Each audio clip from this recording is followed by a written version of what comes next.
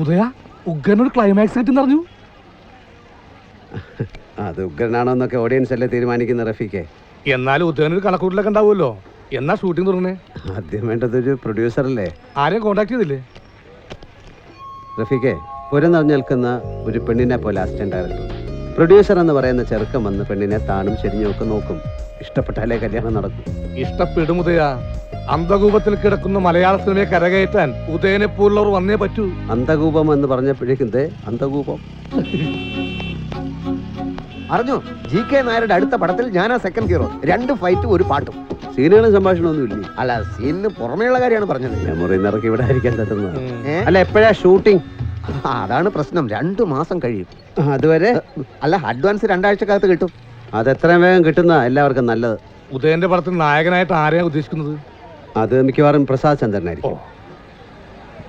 നായിക പിന്നെ എന്തായാലും മധുമതി തന്നെ ആയിരിക്കുമല്ലോ.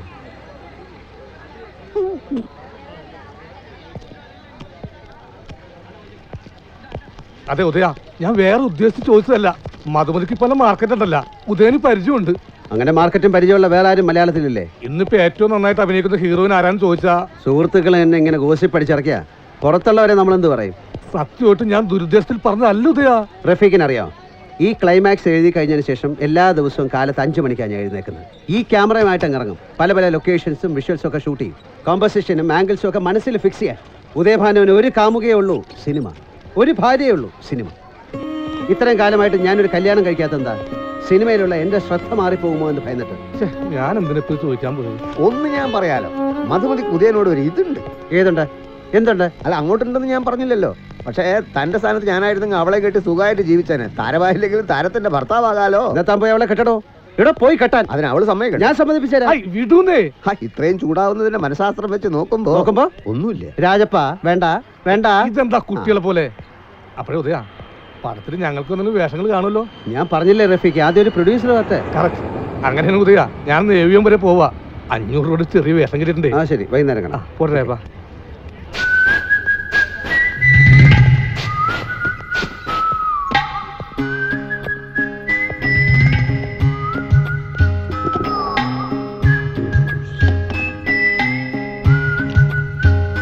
പലരും ചോദിക്കുന്നു. കേട്ടോ ഉദയ? കേട്ടു. പലരും ചോദിക്കുന്നു. എന്ത് ചോദിക്കുന്നു എന്ന് ചോദിക്കാത്ത എന്ത്? പലരും ചോദിക്കുന്നുണ്ടല്ലോ, പിന്നെ ഞാൻ എന്തിനാ ചോദിക്കുന്നത്? ഉദയഭാനു ആത്മസുഹൃത്തല്ലേ? അവന്റെ ആദ്യ പടത്തിൽ താനാണോ നായകൻ എന്നാ പലരും ചോദിക്കുന്നത്.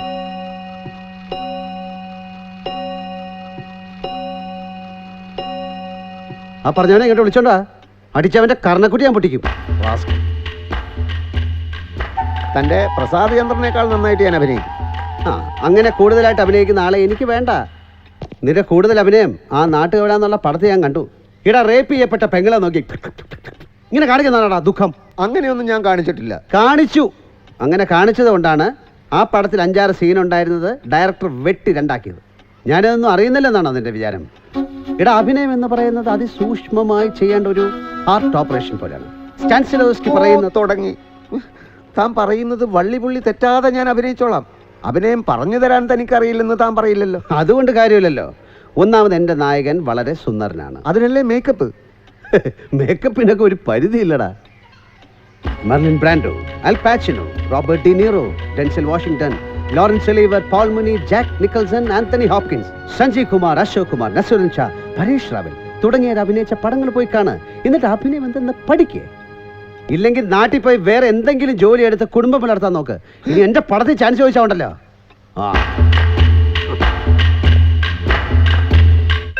ഒരു മിനിറ്റ് സ്വൈര്യം തരില്ല. Producer Sonabalan speaking. താനായിരുന്നു. ഞാൻ വിചാരിച്ചു പണം കൊടുക്കാനുള്ള വല്ലവരും ആണെന്ന്. ലാസ്റ്റ് പടം പൊട്ടി, അറിഞ്ഞില്ലായിരുന്നോ? ഇപ്പൊ കോമഡി ട്രെൻഡാണെന്ന് പറഞ്ഞ് എല്ലാ മെമിക്രിക്കാരും വെച്ചൊരു പടം എടുത്തു. ദാ കിടക്കുന്നു. ഇപ്പൊ കടക്കാരെ വിളിക്കുമ്പോൾ ഞാൻ മെമിക്രി കാണിക്കുക. സോനാബാലൻ അല്ലല്ലോ, സോനാബാലൻ ഇല്ലല്ലോ. അബ്ദുള്ളേ, ആരോ വന്നിട്ടുണ്ട്. ആ മാർവാടി മുകേഷ് കുറച്ച് രൂപ കൊണ്ടുവന്ന് തരാമെന്ന് പറഞ്ഞിരുന്നു. അയാളായിരിക്കും. പിന്നെ വിളിക്കേ. Good morning sir. താൻ ഇന്നലെ വന്നപ്പോൾ ഞാൻ പറഞ്ഞല്ലേ രായപ്പ, അടുത്തൊന്നും പടം എടുക്കുന്നില്ല, ചാൻസ് ചോദിച്ചു വരണ്ടെന്ന്. അത് ഇന്നലെയല്ലേ സാർ? ഇന്ന് ചിലപ്പോൾ തീരുമാനം മാറിയാലോ. ഭഗവാനെ, ഇവനെ ഞാൻ എന്താ ചെയ്യേണ്ടത്? നല്ലൊരു വേഷത്തിന് വേണ്ടി ഞാൻ എത്ര തവണ സാറിൻ്റെ അടുത്ത് വന്നു. എന്നെ കൊല്ലാക്കൊല ചെയ്യാതോടെ രാജപ്പ. എന്റെ മിമിക്രി പടം പൊട്ടി. പുതിയ എന്തെങ്കിലും തട്ടിക്കൂട്ടാന്ന് വെച്ചാൽ നല്ലൊരു കഥ വേണ്ടേ, തിരക്കഥ വേണ്ടേ? ദയവ് ചെയ്ത് താൻ ഇനി എന്നെ കാണാൻ വരരുത്. അപ്പൊ ഞാൻ നാളെ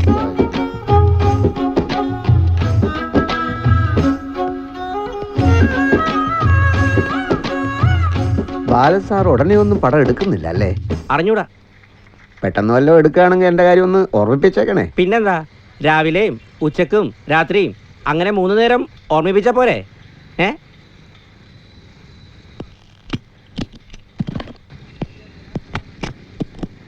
ഗേറ്റിൽ ഒരു ഗൂർക്കയെ നിർത്തിയ വഴിയുള്ളൂ. എടോ, താൻ കണ്ടില്ലോടോ ആ കിഴങ്ങൻ രാജപ്പൻ ഇങ്ങോട്ട് കയറി വരുന്നത്?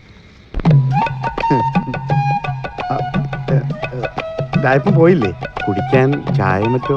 ഇതുവരെ എന്റെ പേര് രാജപ്പൻ തെങ്ങുമൂട് എന്നായിരുന്നു, ഇന്നത് കിഴങ്ങൻ രാജപ്പൻ എന്നായി. അതെ, ഈ മരച്ചീനിക്ക് ഞങ്ങളുടെ നാട്ടിൽ കിഴങ്ങെന്നാ പറയുന്നത്. അത് ഞാൻ അവനോട് മേടിക്കാൻ.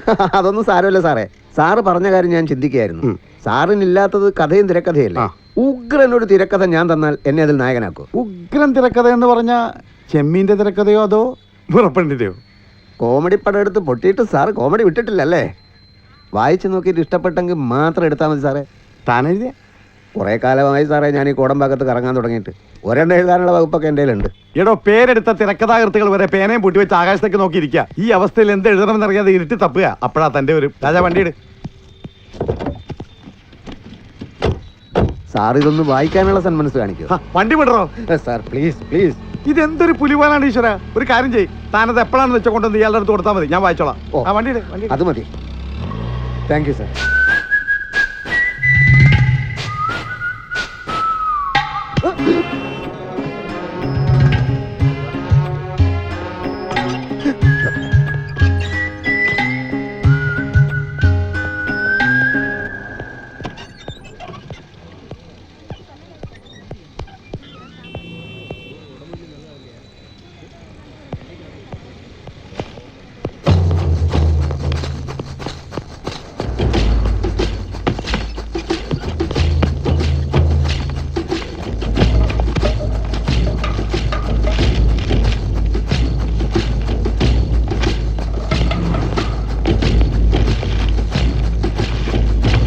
இது எல்லா பேஜுமே காப்பி எடுக்கணும், நல்ல நீட்டா.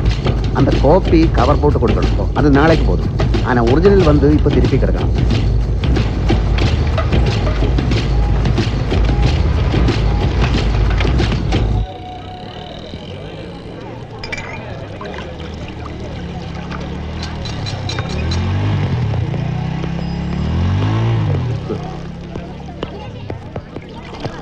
ஜாயப்பா,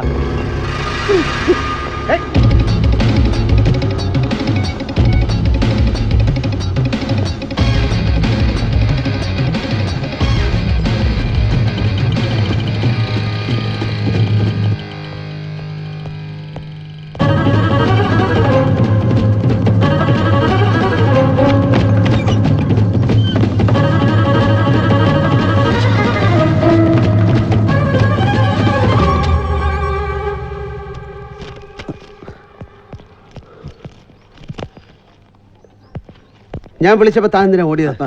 ആര് വിളിച്ചു? എപ്പോൾ വിളിച്ചു? രായപ്പ, പൊട്ടംകളി വേണ്ട. ഞാൻ വിളിച്ചു, താൻ എന്നെ കണ്ടു, മരണപ്രാളത്തിൽ ഓടുകയും ചെയ്തു. അതെന്തിനായിരുന്നു എനിക്ക് പറയണം. എന്തായിരുന്നു തൻ്റെ കയ്യിൽ ഒരു പൊതി? പൊതി കണ്ടു അല്ലേ? അപ്പോൾ താൻ എന്നെ കണ്ടു എന്നുള്ളത് നേരാ. പൊതി തുണിയായിരുന്നു, തേപ്പ് കടയിൽ കൊടുക്കാൻ. ഓടിയതും ശരിയാ. എൻ്റെ പഴയ മുറിയിൽ പൈപ്പ് പൊട്ടിയത് മാറ്റാൻ 100 രൂപ വാങ്ങിച്ച് മുങ്ങിയ പണ്ണീർ സെൽവം എന്നെ കണ്ടപ്പോൾ ഓടി. അവനെ പിടിക്കാൻ ഞാനും ഓടി. പണ്ണീർ സെൽവം? ഏത് പണ്ണീർ സെൽവം? ഏതൊക്കെ പണ്ണീർ സെൽവത്തെ തനിക്കറിയാം?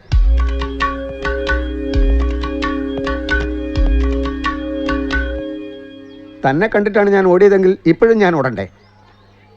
അതെ, അതാണ് എനിക്ക് ഇപ്പോഴും മനസ്സിലാവാത്തത്. എന്തെങ്കിലും സാധനം അടിച്ചു മാറ്റി എവിടുന്ന്?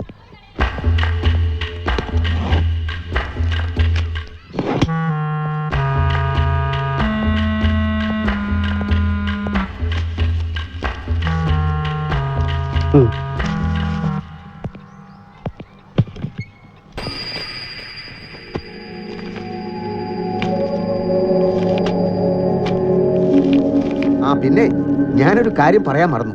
ഞാനൊരു പ്രൊഡ്യൂസറെ ശരിയാക്കിയിട്ടുണ്ട്. ഉഗ്രൻ കാശുകാരനാ, ആള് ഗൾഫിലാ. താൻ എനിക്ക് റോള് തന്നില്ലെങ്കിലും തന്നെ പറ്റി ഞാൻ അയാളോട് എന്തൊക്കെയാ പറഞ്ഞെന്നറിയോ? വല്ലാതെ പറഞ്ഞോ? പൊക്കി അടിച്ചു. താൻ പക്ഷേ 6 മാസം വെയിറ്റ് ചെയ്യണം, അപ്പോഴേ അയാൾക്ക് അവിടെ നിന്ന് വരാൻ പറ്റൂ. പടാ, ഞാൻ അടുത്ത ആഴ്ച എറണാകുളത്തേക്ക് പോവാ ബേബിക്കുട്ടിനോട് കഥ പറയാൻ. അയാൾക്ക് ഇഷ്ടപ്പെട്ടാൽ 2 മാസത്തിനകം ഞാൻ ഷൂട്ടിംഗ് തുടങ്ങും. ഉദയ വേണ്ട, ഞാനാ പറയുന്നത്. നന്നായിട്ട് പടമെടുക്കണമെങ്കിൽ ആവശ്യത്തിന് പണമുള്ള നിർമ്മാതാവിനെ കിട്ടണം. ബേബിക്കുട്ടൻ്റെ കയ്യിൽ ഒലക്കയായിരിക്കുന്നത്. തനിക്ക് 6 മാസം ഒന്ന് വെയിറ്റ് ചെയ്താൽ എന്താ? അയാളുടെ പേരെന്താണെന്നറിയോ? ഫ്രാൻസിസ് കോലഞ്ചേരിക്കാരനാ. അതെ, താൻ പറയുന്ന ഈ പുളുകേട്ട് കാത്തിരിക്കാൻ തന്നെ പോലെ എൻ്റെ അപ്സ്റ്റെയർ വേക്കൻ്റ് അല്ല. ഹലോ, മൂവി ഡയറക്ടർ പ്രതാപൻ സാറിന്റെ വീടല്ലേ? ആ, എന്താ ബാലമുള്ള വിശേഷം? ഉഗ്രൻ എന്ന് പറഞ്ഞ അത്യുഗ്രൻ ഒരു തിരക്കഥ എന്റെ കയ്യിൽ വന്ന് പെട്ടു. ഇപ്പൊ വായിച്ചു കഴിഞ്ഞുള്ളൂ. എന്റെ പ്രതാപൻ സാറേ, ട്രെൻഡ് സെറ്റർ എന്ന് പറഞ്ഞാൽ ഇതാണ്. ഞാൻ കൂടുതലൊന്നും പറയുന്നില്ല, തിരക്കഥ ഞാൻ അവിടെ എത്തിക്കാം. ഇത് സിനിമയാക്കാൻ ഇന്നിപ്പോ മലയാളത്തിൽ പ്രതാപൻ സാർ അല്ലാതെ വേറെ ഒരുത്തനുമില്ല. അങ്ങനെ അങ്ങ് തീർത്ത് പറയല്ലേ. അല്ല, ഇത് ആരാ എഴുതിയത്? അതാണ് മറ്റൊരു അതിശയം. കുപ്പത്തൊട്ടിയിൽ മാണിക്യം ഉണ്ടാവുമെന്ന് കേട്ടിട്ടില്ലേ? എല്ലാം നേരിട്ട് പറയാം. ആദ്യം ഞാൻ ഈ തിരക്കഥ അവിടെ എത്തിക്കാം. ഓക്കെ?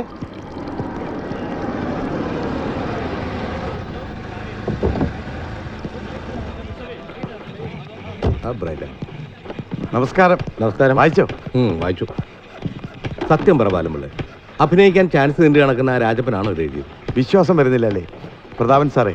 ഇതോടെ ഞാനൊരു പാഠം പഠിച്ചു. ചാൻസ് ചോദിച്ചെടുക്കുന്ന ഒരുത്തരോട് മേലിൽ നമ്മൾ മോശമായി പെരുമാറാൻ പാടില്ല. ഈ കല എന്ന് പറയുന്ന ഒരു വല്ലാത്ത സാധനം തന്നെയാണ്. ഏത് തെണ്ടിയുടെ കയ്യിലാണ് അത് ഒളിച്ചിരിക്കുന്നത് നമുക്ക് ആർക്കും അറിഞ്ഞൂടാ.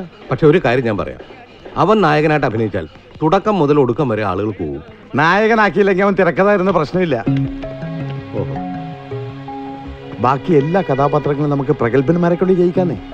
അടിത്തറയ്ക്ക് ബലമില്ലെങ്കിൽ കെട്ടിടം പൊളിഞ്ഞു വീഴില്ലേ ബാലമുള്ള? നമ്മുടെ അടിത്തറ എന്ന് പറയുന്നത് ഈ തിരക്കഥയാണല്ലോ. ഓ, എന്നാ പിന്നെ ബാലമുള്ള തന്നെ നായകനായിട്ട് അഭിനയിക്കും. അല്ല, കാര്യമായിട്ട് പറഞ്ഞാണോ? ഞാൻ അവനോട് സംസാരിക്കാം. വൈകുന്നേരം നിങ്ങളുടെ ഓഫീസിലേക്ക് വരാം. നടക്കുന്ന കാര്യമല്ല അത്. എങ്കിൽ സംവിധായകനായിട്ട് വേറെ ആളൊന്നുമില്ല. അല്ല, ഞാൻ പറയാം. ഓഫീസിലോട്ട് വരാൻ പറയാം സാർ. അങ്ങനെയാണെങ്കിൽ ഞാൻ ഇറങ്ങാം. എൻ്റെ തിരക്കഥ എങ്ങ് തന്നേക്ക് സാറേ. രാജപ്പനിരിക്കി. ഞാൻ താമസിക്കുന്ന സ്ഥലത്തും കസേരയുണ്ട് ഇരിക്കാൻ. ഒന്ന് ചോദിച്ചോട്ടെ, രാജപ്പൻ എഴുതിയ ഈ തിരക്കഥ നല്ലൊരു സിനിമയെ കാണാൻ രാജപ്പൻ ആഗ്രഹില്ലേ? എൻ്റെ തിരക്കഥയിലെ രവിയായി ഞാൻ അഭിനയിച്ച് അതൊരു നല്ല സിനിമയായി കാണാനാണ് എൻ്റെ ആഗ്രഹം. രവി ചെറുപ്പക്കാരനല്ലേ? രാജപ്പന്റെ ഈ പ്രായം വെച്ച് ആ റോൾ എങ്ങനെ ചെയ്യും? MGR 65-ാം വയസ്സിൽ വിഗ്ഗും വെച്ച് കാമുകന്റെ വേഷം ചെയ്തില്ലേ? എനിക്ക് അത്രയും പ്രായമൊന്നുമില്ലല്ലോ. അല്ലെങ്കിൽ നമ്മൾ എന്തിനാ ഇങ്ങനെ തർക്കിക്കുന്നത്? ഞാൻ പോട്ടെ, എൻ്റെ തിരക്കഥ ഇങ്ങ് തരൂ ബാലൻ സാറേ. രാജപ്പ, ഒന്നാം തരം തിരക്കഥകൾ എഴുതിയിരുന്ന തോപ്പിൽ ഭാസിയും പത്മരാജനൊക്കെ നമ്മളെ വിട്ടു പോയി. MTയും ടീതാമരനൊക്കെ വല്ലപ്പോഴും മാത്രമേ എഴുതുന്നുള്ളൂ. അതുകൊണ്ട് ഇതെഴുതിയ രാജപ്പന് മലയാളത്തിലെ നമ്പർ 1 തിരക്കഥാകൃത്താവാൻ പറ്റും. രാജപ്പൻ എഴുതുന്ന എല്ലാ തിരക്കഥയും ഞാൻ സിനിമയാക്കുകയും ചെയ്യും. ഈ ഒരെണ്ണം തന്നെ ഒപ്പിച്ചെടുത്തതിൻ്റെ പാട് എനിക്കേ അറിയൂ. ബാലൻ സാർ തിരക്കഥ തരുന്നുണ്ടോ? രാജപ്പൻ പറയുന്നത് മനസ്സിലാക്കുക. ഈ രവി ഒരുപാട് സങ്കീർണമായ ഭാവങ്ങൾ പ്രകടിപ്പിക്കുന്ന കഥാപാത്രമല്ലേ? ആ സങ്കീർണത എഴുതി ഉണ്ടാക്കിയത് ഞാനല്ലേ? അപ്പോൾ അത് അഭിനയിക്കാനും എനിക്ക് സാധിക്കും. I know acting is what reacting. It is behaving. You know what Stanislavski said about acting? ഇതെല്ലാം പഠിച്ചിട്ട് തന്നെയാണ് ഞാനും ഈ പണിക്ക് ഇറങ്ങിയത്. പ്രതാപൻ സാർ, ഒരു മീറ്റിംഗ് വന്നേ. ഇവിടെ എന്ത് രഹസ്യം? Please sir. എൻ്റെ തിരക്കഥ ഒന്ന് നിക്കരായപ്പ. എന്റെ പൊന്നു പ്രതാപൻ സാറേ, അഭിനയത്തിന്റെ ABCD അറിയാത്ത എത്രയോ പുതുമുഖങ്ങളെ അഭിനയിപ്പിച്ച് സൂപ്പർ താരങ്ങളാക്കിയിട്ടില്ലേ സാറേ? എന്റെ ബാലംപിള്ളെ, ആ കഥാപാത്രത്തിന് വേണ്ടുന്ന നീളവും വണ്ണമുണ്ടോ, സൗന്ദര്യമുണ്ടോ? തിരക്കഥ നിങ്ങൾ വായിച്ചല്ലേ? അങ്ങനെയാണെങ്കിൽ നമ്മുടെ സത്യമാഷൻ എന്ത് നീളം ഉണ്ടായിരുന്നു, എന്ത് നിറം ഉണ്ടായിരുന്നു? ദേ, മഹാനടനായ സത്യനെ ഇവനെയും തമ്മിൽ കമ്പയർ ചെയ്താലുണ്ടല്ലോ മോന്തയ്ക്ക് തരും. ദേഷ്യപ്പെടരുത്. നമ്മുടെ ആ പച്ചാളം ഭാസിയില്ലേ, കഥകളി നൃത്തമൊക്കെ പഠിപ്പിക്കുന്ന അയാളെ വരുത്താം. ഷൂട്ടിംഗ് തുടങ്ങുന്നതിന് മുമ്പ് തന്നെ ഇവന് നല്ലൊരു ട്രെയിനിങ് കൊടുക്കാം. മിടുക്കനയാള് എല്ലാ ഭാവങ്ങളും കൃത്യമായി പറഞ്ഞു കൊടുക്കും.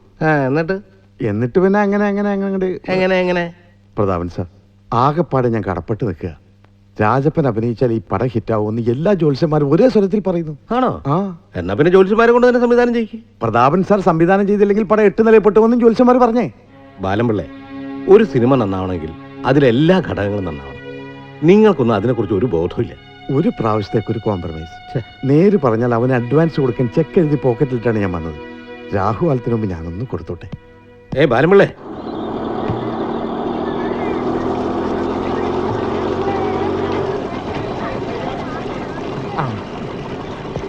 ഉദയം കേരളത്തിലായിരുന്നല്ലേ? ഞാൻ പ്രൊഡ്യൂസർ ബേബിക്കുട്ടിനെ ഒന്ന് കാണാൻ പോയായിരുന്നു. അവൻ എൻ്റെ തിരക്കഥ അസലായിട്ട് ഇഷ്ടപ്പെട്ടു. പക്ഷേ പ്രസാദ് എന്നതിൻ്റെ ഡേറ്റ് ഉടനെ കിട്ടുന്നുമില്ല. പടം എപ്പോൾ തുടങ്ങാനും ബേബിക്കുട്ടൻ റെഡിയാ. അത്രക്ക് തിരക്കാണോ? 2-3 പടങ്ങൾ തീരാനുണ്ട്. ഒന്നുകൂടെ പ്രസീദ് നോക്കണം. വേറൊരു കാര്യം പറഞ്ഞു. ഡയറക്ടർ പ്രതാപ് സാറല്ലേ, അങ്ങയുടെ പുതിയ പടത്തിലെ ഹീറോ ആരെന്നറിയോ? നമ്മുടെ രായപ്പനാ. രാജപ്പന പ്രതാപൻ സാറിന്റെ പടത്തിൽ. ആ ഓ, അതെങ്ങനെ സംഭവിച്ചു? സാറിന് പ്രതാപൻ സാറിന് അങ്ങനെ അബദ്ധങ്ങളൊന്നും പറ്റാറില്ലല്ലോ. ശരിയാ, കേട്ടപ്പോ ഞാനും വിശ്വസിച്ചില്ല. പക്ഷെ സംഭവം സത്യമോ? രായപ്പൻ അഡ്വാൻസ് വാങ്ങി ഗംഗയമ്മൻ തെരുവിൽ വീട് വാടകയ്ക്ക് എടുത്തു. അവിടെ ഇപ്പൊ പച്ചാളം ബാസി രായപ്പനെ അഭിനയം പഠിപ്പിക്കുക. ഹേ ഭഗവാനെ, എന്തൊക്കെ കേൾക്കുന്നത്. എന്തായാലും പാവം എങ്ങനെയെങ്കിലും രക്ഷപ്പെട്ടു പോട്ടെ. ആ. ശരി.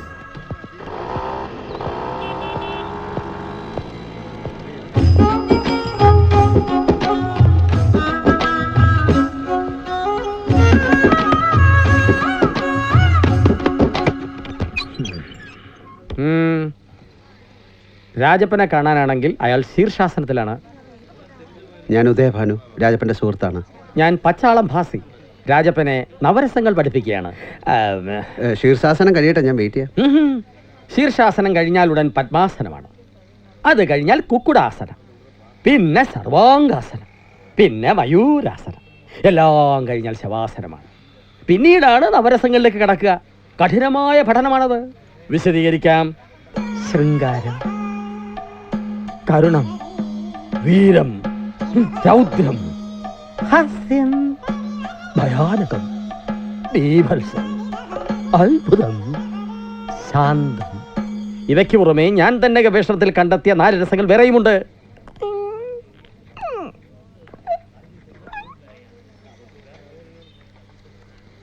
പാഠമധികം, സമയം തുച്ഛം, തടസ്സങ്ങൾ അനുവദനീയമല്ല. ശത്രുവായാലും മിത്രമായാലും. പതഞ്ജലി, ഭരതമുനി, പോയിക്കൊള്ളൂ.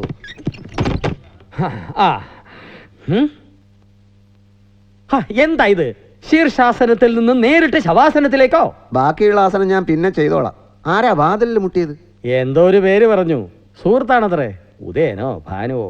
ആസനത്തിലാണെന്ന് പറഞ്ഞാൽ വാതിലടച്ചു. എനിക്ക് പിന്നെ സമയം കളയണ്ട, രസങ്ങളിലേക്ക് അടക്കാം. രസം ഉണ്ടാകുന്നത് എങ്ങനെയാണ്? രസം ഉണ്ടാവുകയല്ലോ, ഉണ്ടാക്കുകയല്ല. രസം ഉണ്ടാക്കുന്നത് എങ്ങനെയാണ്? എനിക്ക് കൃത്യമായിട്ട് അറിയില്ല, എന്നാലും ഏകദേശം പറയാം. ആദ്യം നമ്മൾ പരിപ്പ് വേവിക്കണം. 1 തക്കാളി ഇടാം. പിന്നെ കായവും കുരുമുളകും ചേർക്കണം.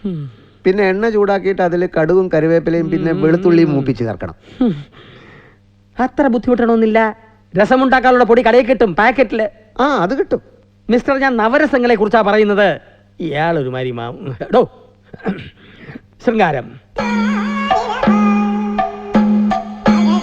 ചെയ്യൂ. ഇങ്ങനെയാണോ ഞാൻ കാണിച്ചത്? ഇത് പശു ചാണകം ഇടുമ്പോഴുള്ള ഭാവമാണ്.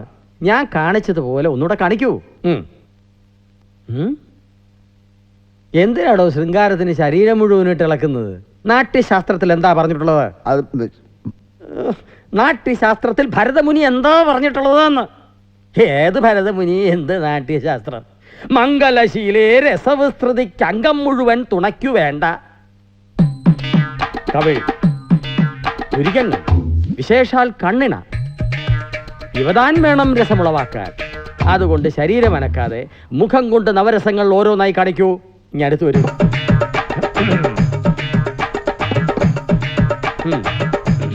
കരുണം ഇതുപോലെ കാണിക്കൂ.